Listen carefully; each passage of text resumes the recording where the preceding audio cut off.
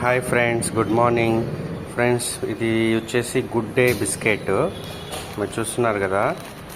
so చూడండి, ఇది తీసుకుని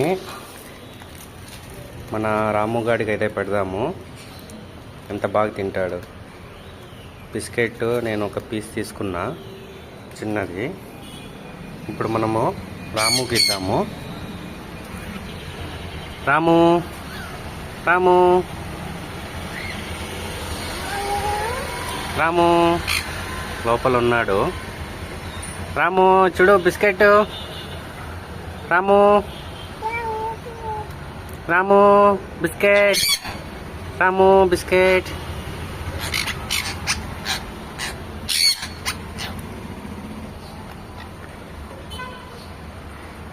రాము